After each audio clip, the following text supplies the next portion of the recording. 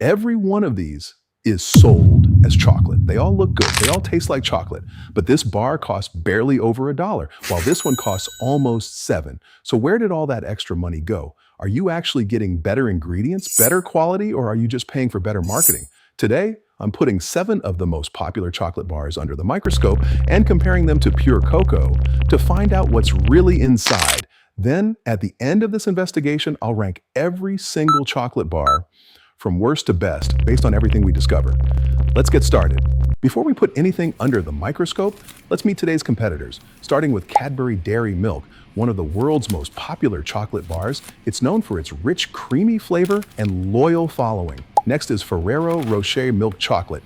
Known for its luxury image and premium ingredients, it's also the most expensive chocolate bar in today's lineup. Then we have Ghirardelli Milk Chocolate. Made in San Francisco since 1852, it's built a reputation as one of America's premium chocolate brands, representing Switzerland. Lindt Milk Chocolate. Lindt is famous for its incredibly smooth texture, thanks to a manufacturing process called conching, and we'll see why that matters later. Next is Dove Milk Chocolate. Dove is known for its smooth, creamy texture, and many people see it as a step above the average candy bar. Then there's Tony's Chocolonely. This brand isn't just selling chocolate. It's built around ethically sourced cocoa and a mission to help end child labor in the chocolate industry. And finally, Hershey's Milk Chocolate. It's one of the best-selling chocolate bars in America, and for a lot of people, it's simply what chocolate is supposed to taste like. Now, let's find out if any of those claims actually show up under the microscope. Our first chocolate bar is Cadbury Dairy Milk. It was first introduced in 1905 by Cadbury, a British chocolate company that had already been making chocolate for nearly 80 years. Dairy Milk quickly became famous for using more milk than many other chocolate bars at the time, giving it a richer, creamier taste. Today, it's one of the best-selling chocolate bars in the world. But does that creamy reputation actually show up under the microscope? So, why do people keep coming back to Cadbury? For many chocolate lovers, it's the creamy texture. Compared to some other milk chocolate bars, Cadbury is often described as smoother, richer, and less sweet. It's also made with a higher milk content than many traditional milk chocolates, which gives it a softer, creamier bite. But are those differences actually visible under a microscope, or is it something you can only taste? Looking at the ingredients, one thing immediately stands out: cocoa butter. Cocoa butter is the natural fat found inside the cocoa bean, and it's one of the ingredients that gives chocolate its smooth texture and the way it melts in your mouth. In general, seeing cocoa butter in the ingredient list is a good sign. So here's what I'm looking for. If Cadbury really is as smooth and creamy as people say, I'd expect to see a more uniform structure under the microscope with fewer large particles and a more consistent appearance. Now, let's see if that's actually true. Before we look at any chocolate bar, I need a control. This is 100% cocoa. No sugar, no milk, no emulsifiers, just cocoa. If we're going to find out what changes from one chocolate bar to the next, we first need to see what real cocoa looks like under the microscope. Let's start at 40 times magnification.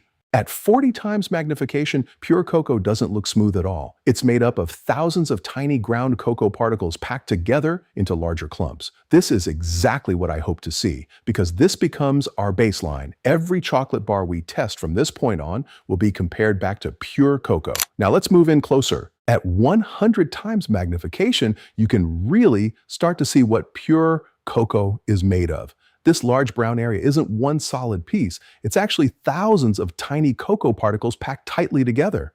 Around the edges, you can see smaller particles breaking away from the main clump, almost like cocoa dust scattered across the slide. This rough, granular texture is exactly what I want to remember, because every chocolate bar we test next will be compared back to this. At 400 times magnification, we're looking deep inside the cocoa itself.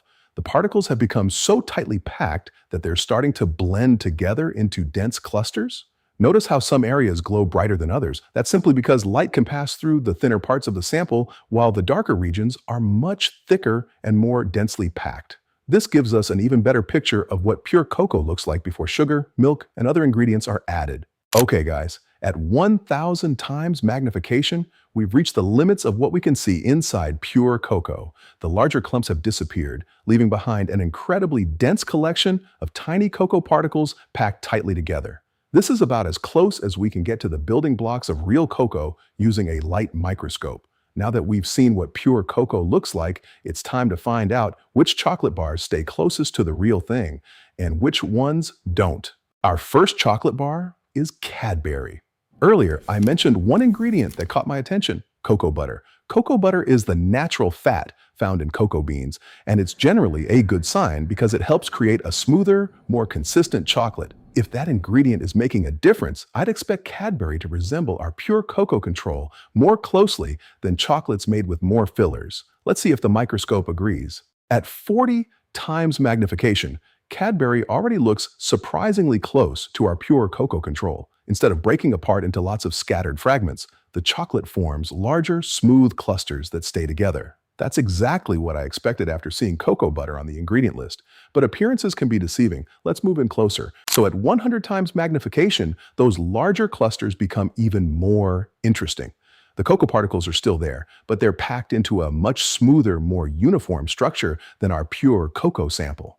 That's what I'd expect when cocoa is blended with cocoa butter and milk, instead of simply being ground into a powder. So far, Cadbury is staying remarkably close to the real thing.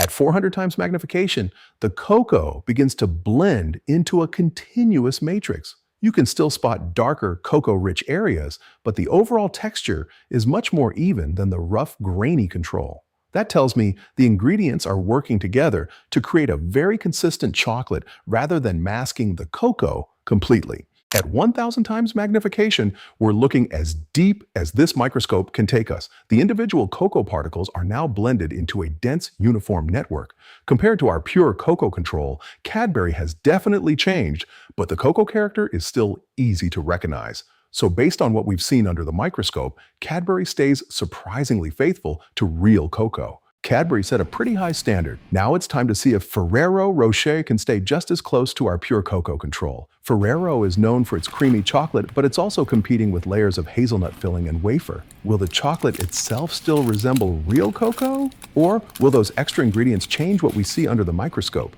Let's find out.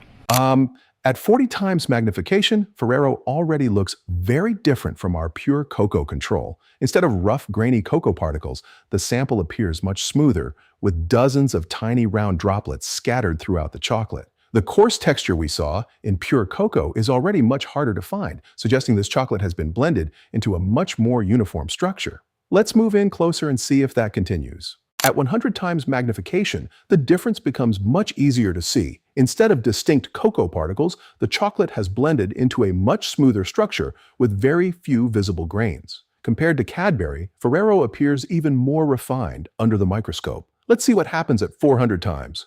At 400 times magnification, it's becoming difficult to distinguish individual cocoa particles at all. Most of what we're seeing is a soft, uniform texture with only a few darker areas standing out. Compared to our pure cocoa control, Ferrero has changed considerably. At 1,000 times magnification, the chocolate looks almost completely blended together. The coarse, granular appearance we saw in pure cocoa has almost disappeared. Based on what we've seen under the microscope, Ferrero has moved farther away from our cocoa control than Cadbury did.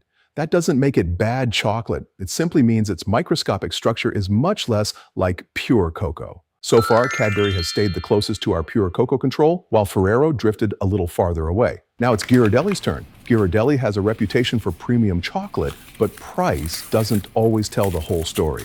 If this chocolate really contains a higher proportion of cocoa, I'd expect its microscopic structure to move back toward what we saw in our pure cocoa control. Let's find out.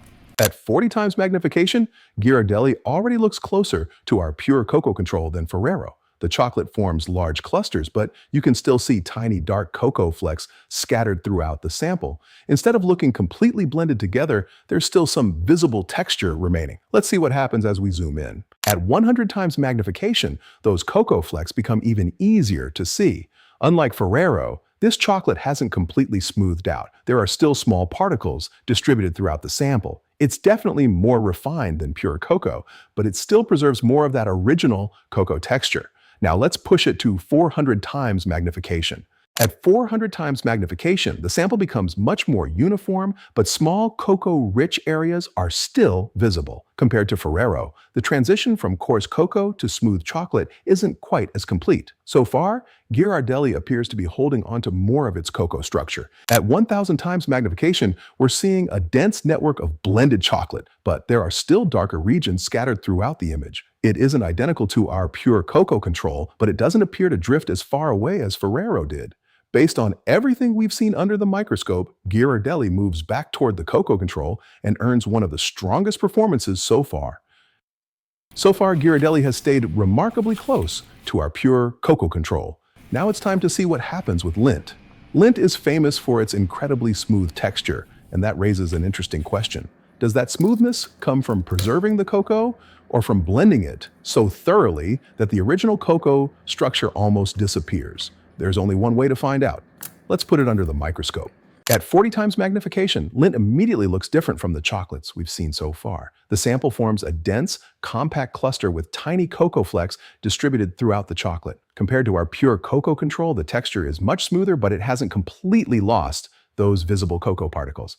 Let's move in closer. At 100 times magnification, those cocoa flecks become much easier to see. They're spread evenly throughout the sample instead of being concentrated into larger clumps. Compared to Ferrero, Lindt appears to preserve more visible cocoa texture while still maintaining a very uniform structure. Now let's see what happens at 400 times. At 400 times magnification, the chocolate blends into a smooth, continuous background, but scattered cocoa-rich areas are still easy to find. That tells me the cocoa hasn't completely disappeared into the mixture. It's smoother than our cocoa control, but it still retains some of the visual character we started with. At 1000 times magnification, we're looking at an extremely fine, blended structure. Most of the sample appears very uniform, but small cocoa-rich particles are still scattered throughout the image. Compared to our pure cocoa control, Lindt has clearly changed, but it still preserves more visible cocoa texture than some of the chocolates we've tested.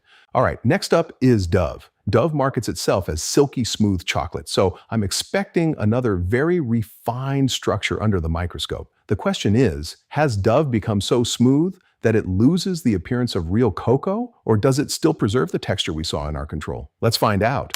At 40 times magnification, Dove forms large, smooth chocolate clusters with small cocoa flecks scattered throughout. Compared to our pure cocoa control, the rough, grainy texture has been softened considerably, but it hasn't disappeared completely. So right away, Dove appears to fall somewhere between the coarse texture of pure cocoa and the highly blended appearance we saw in Ferrero. At 100 times magnification, those tiny cocoa flecks become much easier to see. The chocolate has a very uniform appearance, but there are still small, darker particles distributed throughout the sample. Compared to Ghirardelli, the overall texture looks slightly smoother, although the cocoa is still clearly visible. Let's see what happens at 400 times.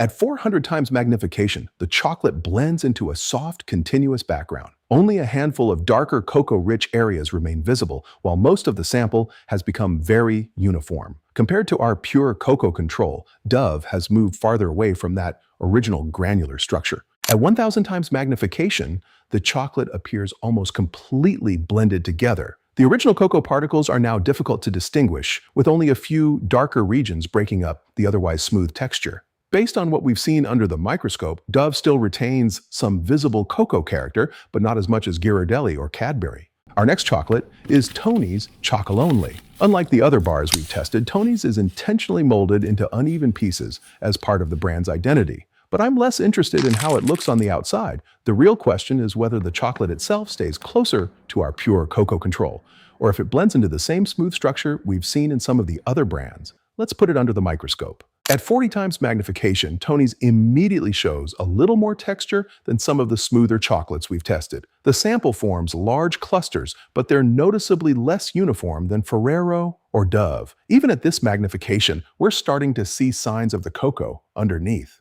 Let's move in closer. At 100 times magnification, the chocolate still isn't completely blended together. Small cocoa-rich particles remain visible throughout the sample, giving it a slightly rougher appearance than some of the other brands. So far, Tony's appears to be holding on to more of the original cocoa structure. Let's see what happens at 400 times. At 400 times magnification, the chocolate becomes much smoother, but it doesn't completely lose its texture. you can still pick out darker cocoa-rich areas scattered throughout the sample. Compared to our pure cocoa control, Tony's has definitely changed, but it's still preserving more visible cocoa than some of the smoother chocolates.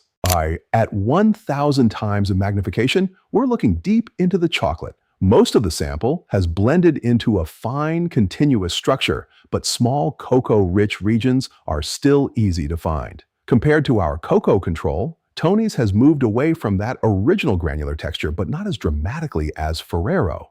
Based on what we've seen under the microscope, Tony's stays surprisingly close to real cocoa. We've reached the final chocolate, Hershey's. It's one of the most recognizable chocolate bars in the world, and for many people, it's what chocolate is supposed to taste like. But under the microscope, reputation doesn't matter. The only question is whether Hershey's still resembles our pure cocoa control, or if it moves farther away than the rest. Let's take a look. We've reached the final chocolate, Hershey's. It's one of the most recognizable chocolate bars in the world, and for many people, it's what chocolate is supposed to taste like. But under the microscope, reputation doesn't matter. The only question is whether Hershey's still resembles our pure cocoa control, or if it moves farther away than the rest. Let's take a look. At 100 times magnification, those cocoa flecks become even more obvious. Unlike some of the smoother chocolates we've tested, Hershey's still has a noticeably textured appearance. It isn't identical to pure cocoa, but the original cocoa structure hasn't completely disappeared. Let's see what happens at 400 times. At 400 times magnification, the chocolate blends into a much finer structure. Even so, small cocoa-rich areas remain scattered throughout the sample. Compared to Ferrero and Dove, Hershey's appears to preserve more visible cocoa texture. At 1,000 times magnification, the sample becomes much more uniform, but it's still possible to find small, cocoa-rich regions. Compared to our pure cocoa control, Hershey's has clearly changed, but it hasn't completely lost the microscopic character of cocoa. Based on what we've seen under the microscope, Hershey's finishes much closer to the middle of the pack than I originally expected. We've now looked at every chocolate under the microscope. Some stayed surprisingly close to our pure cocoa control. Others became much more refined as more ingredients were added. Now it's time to reveal which chocolate stayed closest to real cocoa and which ones buried it beneath everything else. You ready for this? Coming in at number 7, Ferrero Rocher. Under the microscope, it drifted the farthest away from our pure cocoa control, becoming the smoothest and most refined chocolate in today's lineup. At number 6, Dove. It retained a little more cocoa texture than Ferrero, but its structure was still much more refined than our cocoa control. At number 5, Tony's Chocolonely. Tony's preserved more visible cocoa throughout the sample, keeping it closer to our control than the chocolates ranked below it. Coming in at number 4, Hershey's. This one surprised me. Under the microscope, Hershey's held onto more visible cocoa texture than I expected, taking third place. Lindt. Its smooth appearance never completely erased the cocoa underneath, keeping it among the closest matches to our pure cocoa control. In second place, Ghirardelli. Throughout every magnification, it consistently preserved the microscopic character of cocoa, finishing just short of the top spot. And the chocolate that stayed closest to our pure cocoa control under the microscope, Cadbury. From 40 times magnification all the way to 1,000 times, Cadbury consistently preserved more of the cocoa structure than any other chocolate we tested. One important thing to remember, this isn't a ranking of taste, nutrition, or overall quality. It's simply a comparison of which chocolate stayed closest to the microscopic appearance of pure cocoa. And honestly, a few of these results surprised me. Thank you for watching.